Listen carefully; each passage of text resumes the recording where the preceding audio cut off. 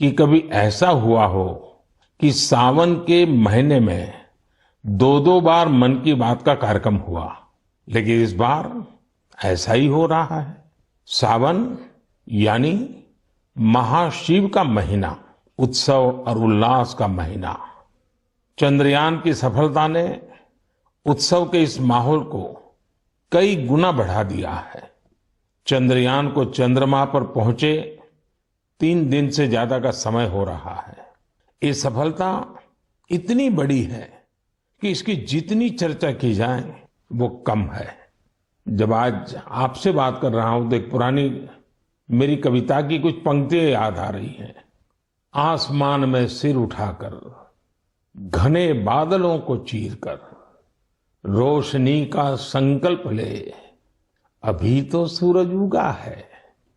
दृढ़ निश्चय के साथ चलकर, हर मुश्किल को पार कर, घोर अंधेरे को मिटाने, अभी तो सूरज उगा है।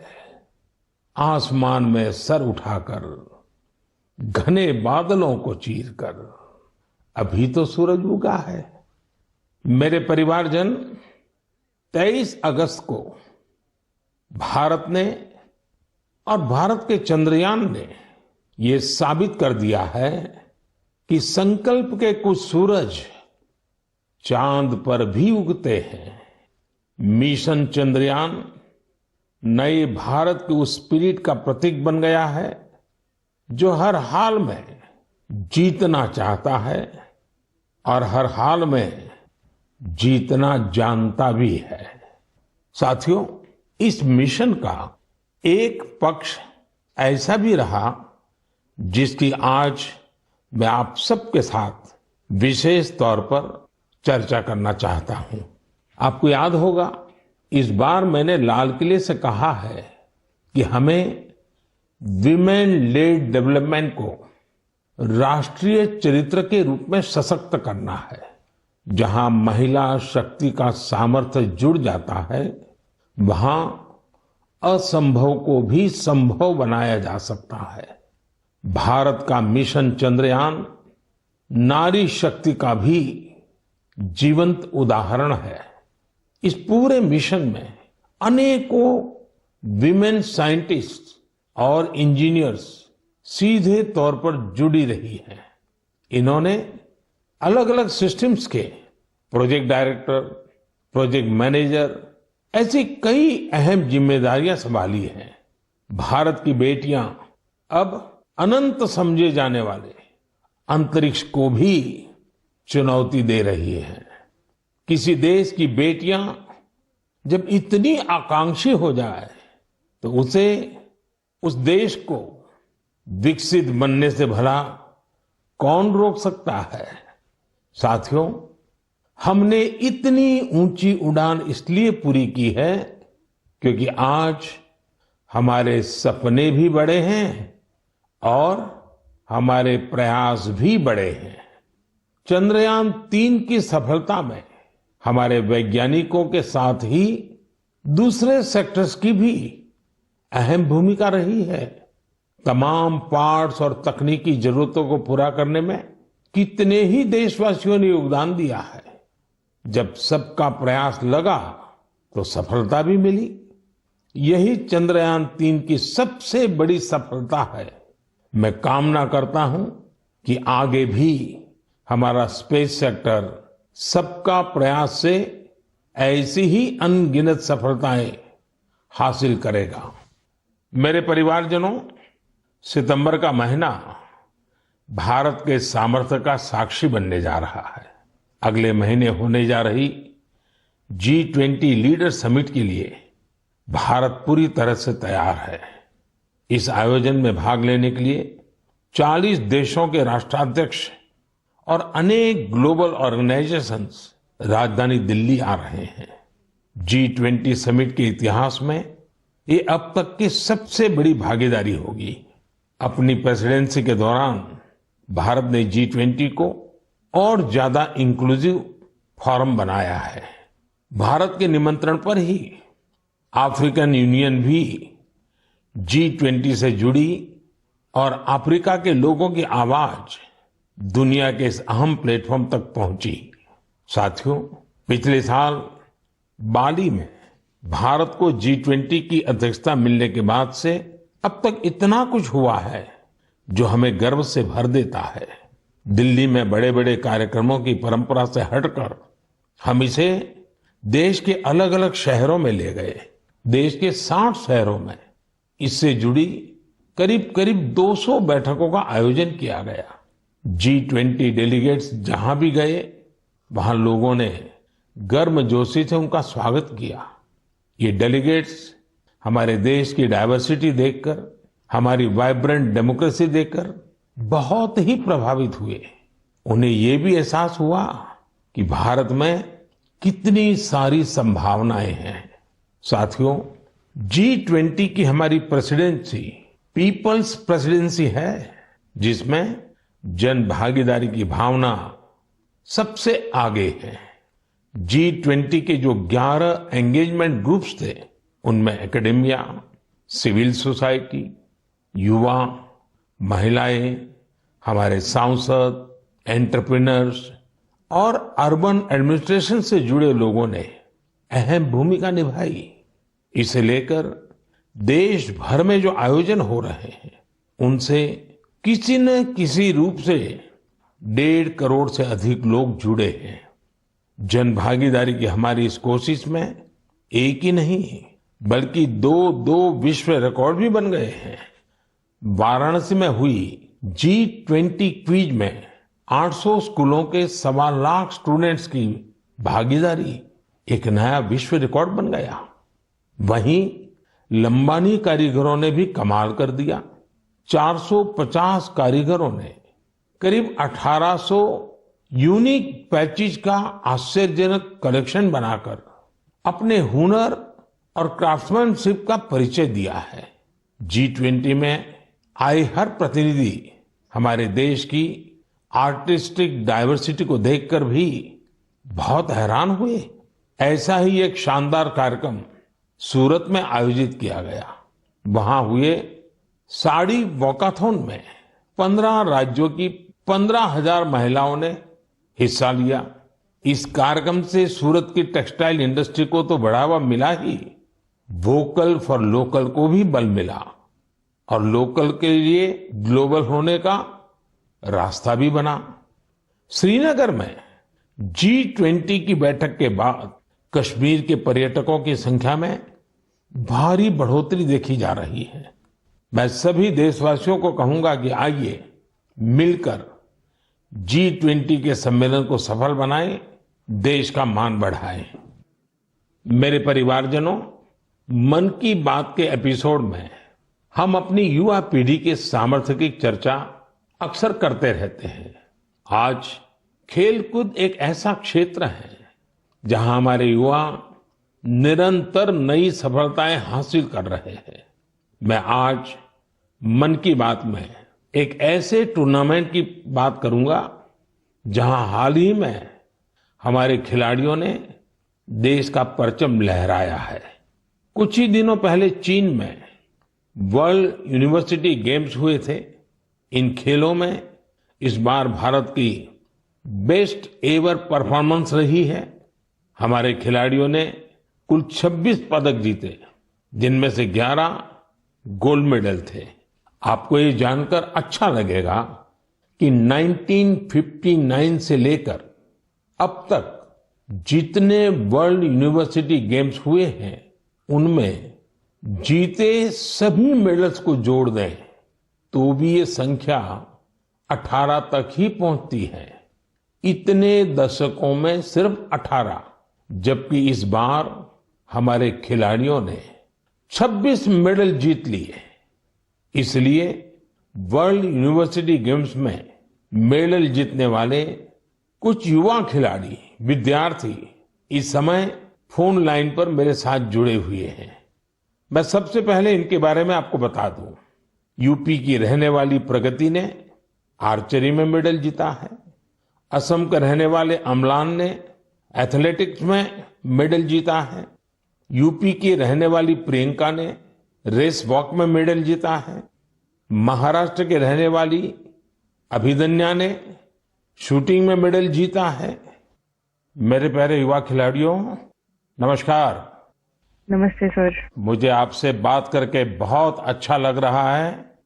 मैं सबसे पहले भारत की यूनिवर्सिटीज में से सिलेक्ट की गई टीम, आप लोगों ने जो भारत का नाम रोशन किया है, इसलिए मैं आप सबको बधाई देता हूं।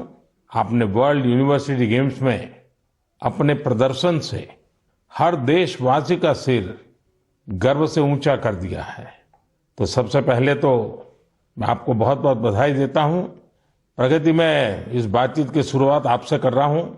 आप सबसे पहले मुझे बताइए कि 2 मेडल जीतने के बाद आप जब यहां से गई तब ये सोचा था क्या, और इतना बड़ा विजय प्राप्त किया तो महसूस क्या हो रहा है? तो बहुत प्राउड फील कर रही थी मैं। मुझे इतना अच्छा लग रहा था कि मैं अपने देश का झंडा इतना ऊंचा लहरा के आई हूँ कि एक बार तो ठीक है गोल्ड फाइट में पहुंचे थे, उसको लूज किया था तो रिग्रेट हो रहा था, पर दूसरी बार यही था दिमाग में कि अब कुछ हो जाए, ये इसको नीचे नहीं जाने देना है, इसको हर हाल में सबसे ऊंचा लहरा के ही आना है। जब हम फाइट को लास्ट में जीते थे तो वहीं पोडियम पे हम लोग ने बहुत अच्छे से सेलिब्रेट किया था। वो मोमेंट बहुत अच्छा था, इतना प्राउड फील हो रहा था कि मतलब हिसाब नहीं था उसका। प्रगति, आपको तो फिजिकली बहुत बड़े प्रॉब्लम आए थे, उसमें से आप उभर करके आई। ये अपने आप में देश के नौजवानों के लिए बड़ा इंस्पायरिंग है। क्या हुआ था आपको? 5 मई 2020 में मुझे सर ब्रेन हैमरेज हुआ था। मैं वेंटिलेटर पे थी, कुछ कंफर्मेशन नहीं थी कि मैं बचूंगी कि नहीं, और बची तो कैसे बचूंगी, बट इतना था कि हाँ, मुझे अंदर से हिम्मत थी कि मैंने जाना है, वापस ग्राउंड पर खड़े होना है, एरो चलाने। मेरे को मेरी जिंदगी बचाई है जो सबसे बड़ा हाथ भगवान का, उसके बाद डॉक्टर का, फिर आर्चरी का। हमारे साथ अम्लान भी है। अम्लान, जरा बताइए, आपकी एथलेटिक के प्रति इतनी ज्यादा रुचि कैसे डेवलप की? जी नमस्कार सर। नमस्कार नमस्कार। सर, एथलेटिक्स के प्रति तो पहले उतनी रुचि नहीं थी, पहले हम फुटबॉल में थे ज्यादा, बट जैसे जैसे मेरे भाई का एक दोस्त है तो उन्होंने मेरे को बोला कि अम्लान, तुम्हें एथलेटिक्स में कंपटीशन में जाना चाहिए। तो मैंने सोचा चलो ठीक है। तो पहला जब मैंने स्टेट मीट खेला तो मैं हार गया उसमें, तो हार मुझे अच्छी नहीं लगी, तो ऐसे करते करते मैं एथलेटिक्स में आ गया। फिर ऐसे ही धीरे धीरे अभी मजा आने लग रहा है, तो ऐसे ही मेरा रुचि बढ़ गया। अम्लान, जरा बताइए, ज्यादातर प्रैक्टिस कहाँ की? ज्यादातर मैंने हैदराबाद में प्रैक्टिस की है, साई रेड्डी सर के अंडर। फिर उसके बाद में भुवनेश्वर में शिफ्ट हो गया, तो उधर से मेरा प्रोफेशनली स्टार्ट हुआ सर। अच्छा, हमारे साथ प्रियंका भी है। प्रियंका, आप 20 किलोमीटर रेस वॉक टीम का हिस्सा थी। सारा देश आज आपको सुन रहा है और वे इस स्पोर्ट्स के बारे में जानना चाहते हैं। आप ये बताइए कि इसके लिए किस तरह की स्किल की जरूरत होती है और आपकी कैरियर कहाँ कहाँ से कहाँ पहुंची? मेरे जैसे इवेंट में मतलब काफी टफ है, क्योंकि हमारे 5 जज खड़े होते हैं। अगर हम भाग भी लिए तो भी वो हमें निकाल देंगे, या फिर थोड़ा रोड से अगर हम उठ जाते हैं, जंप आ जाती है तो भी वो हमें निकाल देते हैं, या फिर हमने नी बैंड किया तो भी हमें निकाल देते हैं। और मेरे को तो वार्निंग भी 2 आ गई थी। उसके बाद मैंने अपनी स्पीड पे इतना कंट्रोल किया कि कहीं ना कहीं मुझे टीम मेडल तो एटलीस्ट यहाँ से जीतना ही है, क्योंकि देश के लिए यहाँ पे आए हैं और हमें खाली हाथ यहाँ से नहीं जाना है। और पिताजी, भाई वगैरह सब ठीक है? हाँ जी सर, सब बढ़िया। मैं तो सबको बताती हूँ कि आप मतलब इतना मोटिवेट करते हैं हम लोग को। सच में सर बहुत अच्छा लग रहा है, क्योंकि वर्ल्ड यूनिवर्सिटी जैसे खेल्स को इंडिया में इतना पूछा भी नहीं जाता, लेकिन अब इतना सपोर्ट मिल रहा है ना इस गेम में भी।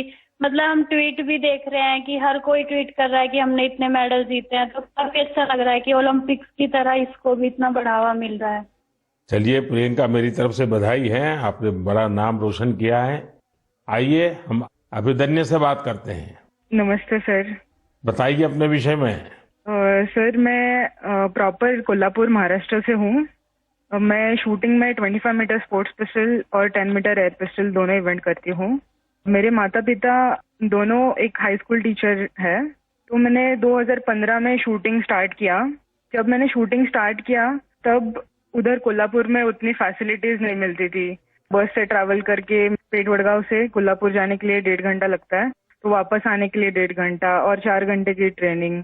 तो ऐसे 6-7 घंटे तो आने जाने में और ट्रेनिंग में जाते थे, तो मेरी स्कूल भी मिस होती थी।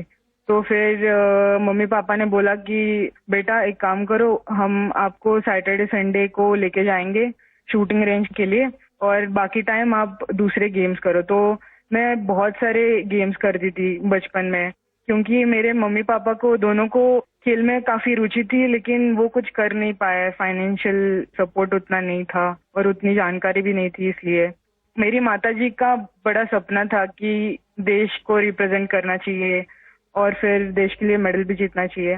तो मैं उनकी ड्रीम कंप्लीट करने के लिए बचपन से काफी खेलकूद में रुचि लेती थी और फिर मैंने ताइक्वांडो भी किया है, उसमें भी ब्लैक बेल्ट हूँ और बॉक्सिंग, जूडो और फेंसिंग और डिस्कस थ्रो, ऐसे बहुत सारे गेम करके फिर मैं 2015 में शूटिंग में आ गई।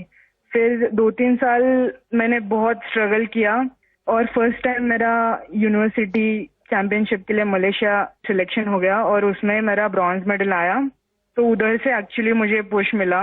फिर मेरे स्कूल ने मेरे लिए एक शूटिंग रेंज बनवाई, फिर मैं उधर ट्रेनिंग करती थी और फिर उन्होंने मुझे पुणे भेज दिया ट्रेनिंग करने के लिए। तो यहाँ पे गगन नारंग स्पोर्ट्स फाउंडेशन है, गन फॉर ग्लोरी, तो मैं उसी के अंडर ट्रेनिंग कर रही हूँ अभी। गगन सर ने मुझे काफी सपोर्ट किया और मेरे गेम के लिए बढ़ावा दिया। अच्छा, आप चारों में से कुछ कहना चाहते हो तो मैं सुनना चाहूंगा। प्रगति हो, अम्लान हो, प्रियंका हो, अभिदन्या हो, आप सब मेरे साथ जुड़े हुए हैं तो कुछ कहना चाहते हैं तो मैं जरूर सुनूंगा। सर मेरा एक सवाल है सर। जी। आपको सबसे अच्छा स्पोर्ट्स कौन सा लगता है सर? खेल की दुनिया में भारत को बहुत खिलना चाहिए और इसलिए मैं इन चीजों को बहुत बढ़ावा दे रहा हूं। लेकिन हॉकी, फुटबॉल, कबड्डी, खो खो, ये हमारी धरती से जुड़े हुए खेल हैं। इसमें तो हमने कभी पीछे नहीं रहना चाहिए। और मैं देख रहा हूं कि आर्चरी में हमारे लोग अच्छा कर रहे हैं, शूटिंग में अच्छा कर रहे हैं।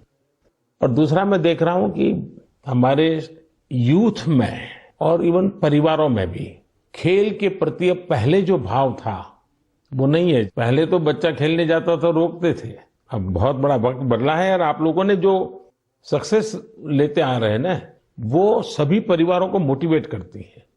हर खेल में जहां भी हमारे बच्चे जा रहे हैं कुछ न कुछ देश के लिए करके आते हैं और ये खबरें आज देश में प्रमुखता से दिखाई भी जाती हैं, बताई जाती हैं और स्कूल कॉलेज में चर्चा में भी रहती है।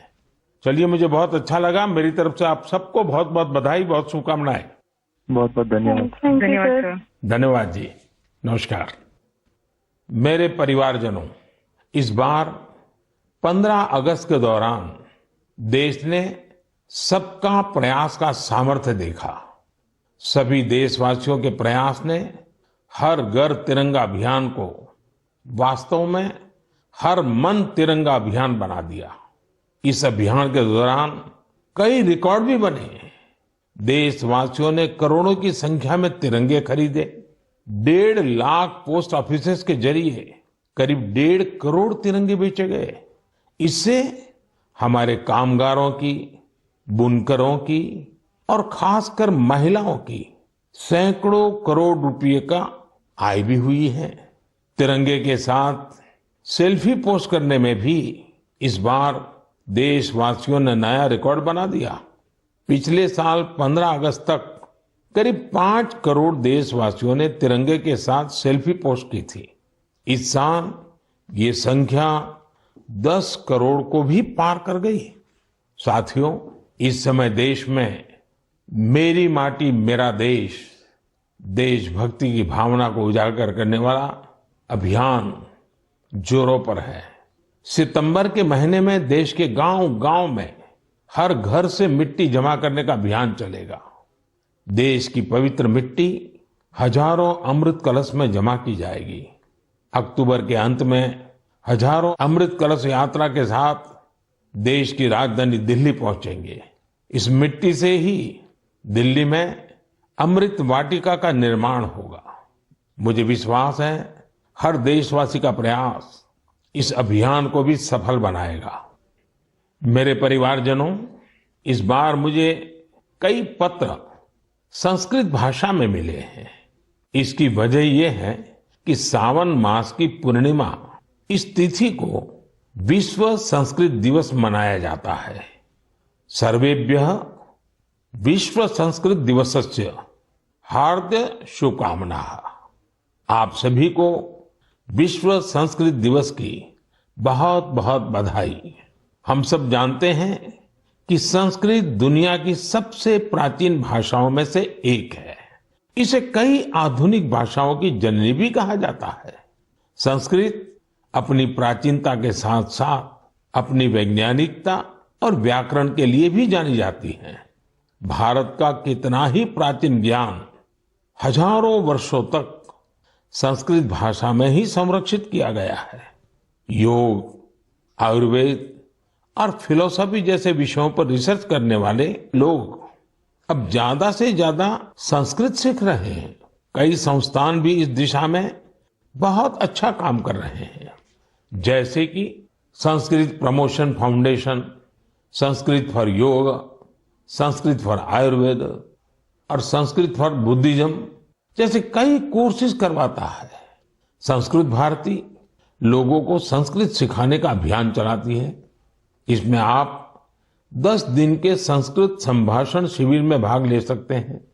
मुझे खुशी है कि आज लोगों में संस्कृत को लेकर जागरूकता और गर्व का भाव बढ़ा है। इसके पीछे बीते वर्षों में देश का विशेष योगदान भी है।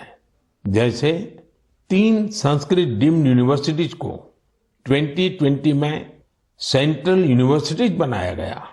अलग अलग शहरों में संस्कृत विश्वविद्यालयों के कई कॉलेज और संस्थान भी चल रहे हैं। आईआईटीज और आईआईएम्स जैसे संस्थानों में संस्कृत केंद्र काफी पॉपुलर हो रहे हैं।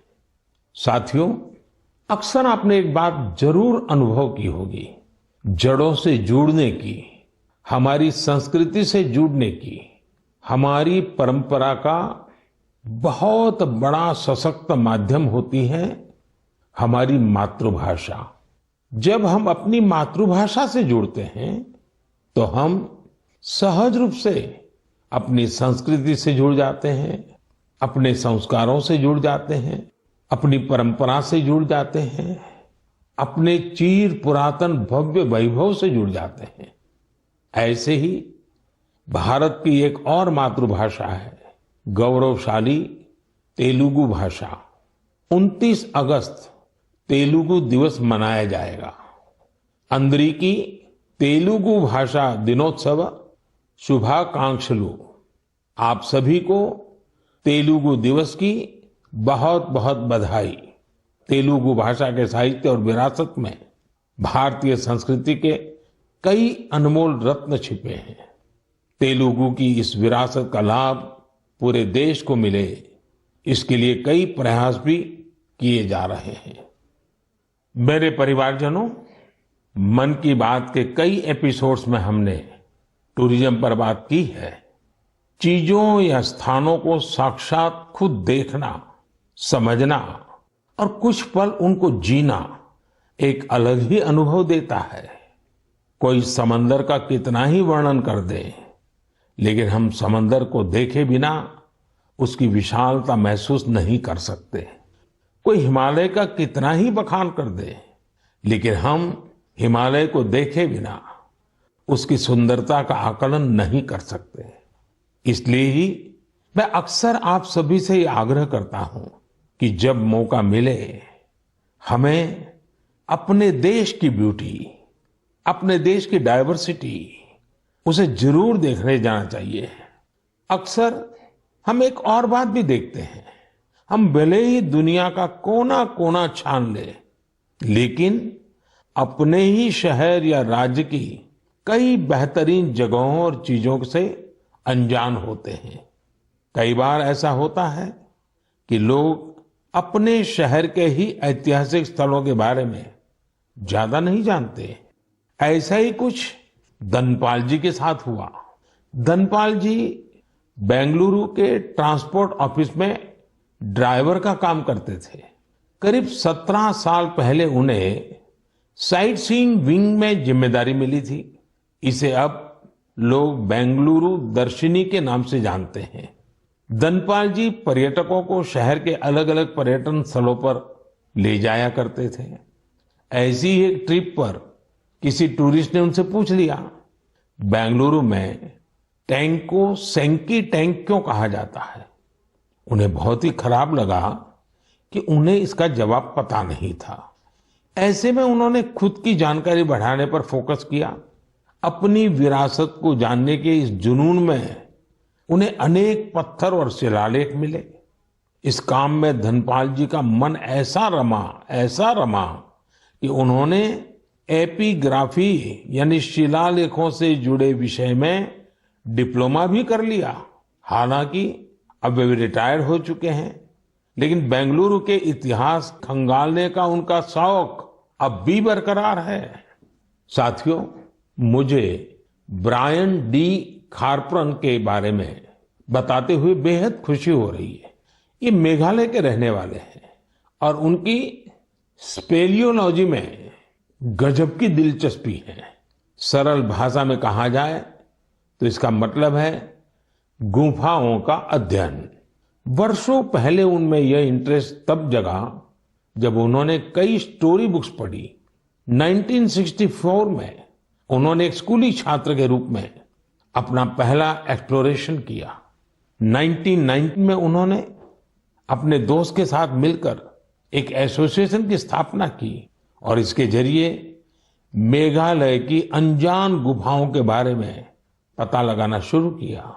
देखते ही देखते उन्होंने अपनी टीम के साथ मेघालय की 1700 से ज्यादा गुफाओं की खोज कर डाली और राज्य को वर्ल्ड केव मैप पर ला दिया। भारत की सबसे लंबी और गहरी गुफाओं में से कुछ मेघालय में मौजूद है। ब्रायन जी और उनकी टीम ने केव फौना यानी गुफा के उन जीव जंतुओं को भी डॉक्यूमेंट किया है जो दुनिया में और कहीं नहीं पाए जाते हैं। मैं इस पूरी टीम के प्रयासों की सराहना करता हूं।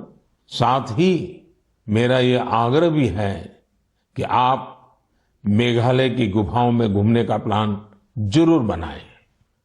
मेरे परिवारजनों, आप सभी जानते हैं कि डेयरी सेक्टर हमारे देश के सबसे इम्पोर्टेंट सेक्टर में से एक है। हमारी माताओं और बहनों के जीवन में बड़ा परिवर्तन लाने में तो इसकी बहुत अहम भूमिका रही है। कुछ ही दिनों पहले मुझे गुजरात की बनास डेयरी के एक इंटरेस्टिंग इनिशिएटिव के बारे में जानकारी मिली। बनास डेयरी एशिया की सबसे बड़ी डेयरी मानी जाती है। यहाँ हर रोज औसतन 75 लाख लीटर दूध प्रोसेस किया जाता है। इसके बाद इसे दूसरे राज्यों में भी भेजा जाता है। दूसरे राज्यों में यहाँ के दूध की समय पर डिलीवरी हो, इसके लिए अभी तक टैंकर या फिर मिल्क ट्रेनों का सहारा लिया जाता था, लेकिन इसमें भी चुनौतियां कम नहीं थी।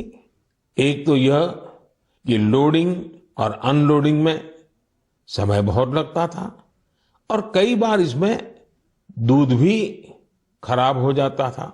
इस समस्या को दूर करने के लिए भारतीय रेलवे ने एक नया प्रयोग किया। रेलवे ने पालनपुर से न्यू रेवाड़ी तक ट्रक ऑन ट्रैक की सुविधा शुरू की। इसमें दूध के ट्रकों को सीधे ट्रेन पर चढ़ा दिया जाता है, यानी ट्रांसपोर्टेशन की बहुत बड़ी दिक्कत इससे दूर हुई है। ट्रक ऑन ट्रैक सुविधा के नतीजे बहुत संतोष देने वाले रहे हैं। पहले जिस दूध को पहुंचाने में 30 घंटे लग जाते थे, वो अब आधे से भी कम समय में पहुंच रहा है। इससे जहां ईंधन से होने वाला प्रदूषण रुका है, वहीं ईंधन का खर्च भी बच रहा है। इससे बहुत बड़ा लाभ ट्रकों के ड्राइवरों को भी हुआ है, उनका जीवन आसान बना है। साथियों, कलेक्टिव एफर्ट से आज हमारी डेयरीज भी आधुनिक सोच के साथ आगे बढ़ रही हैं। बनास डेयरी ने पर्यावरण संरक्षण की दिशा में भी किस तरह से कदम आगे बढ़ाया है, इसका पता सीडबॉल वृक्षारोपण अभियान से चलता है। वाराणसी मिल्क यूनियन हमारे डेयरी फार्मर्स की आय बढ़ाने के लिए मैन्योर मैनेजमेंट पर काम कर रही है। केरला की मलाबार मिल्क यूनियन डेयरी का प्रयास भी बेहद अनूठा है। यह पशुओं की बीमारियों के इलाज के लिए आयुर्वेदिक मेडिसिन विकसित करने में जुटी है।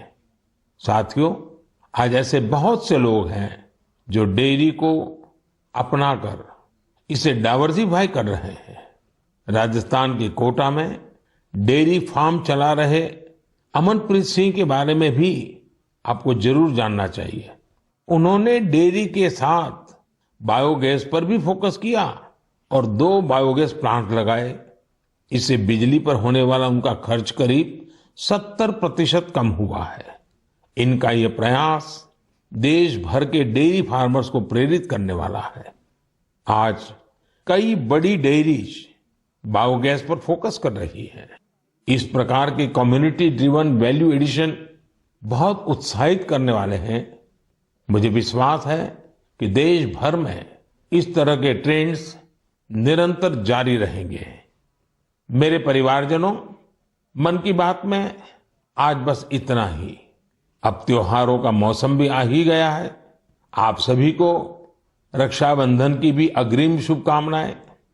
पर्व उल्लास के समय हमें वोकल फॉर लोकल के मंत्र को भी याद रखना है। आत्मनिर्भर भारत ये अभियान हर देशवासी का अपना अभियान है और जब त्योहार का माहौल है तो हम अपने आस्था के स्थलों और उसके आसपास के क्षेत्र को स्वच्छ तो रखना ही है, लेकिन हमेशा के लिए। अगली बार आपसे फिर मन की बात होगी, कुछ नए विषयों के साथ मिलेंगे। हम देशवासियों के कुछ नए प्रयासों की, उनकी सफलता की जी भर करके चर्चा करेंगे। तब तक के लिए मुझे विदा दीजिए। बहुत बहुत धन्यवाद। नमस्कार।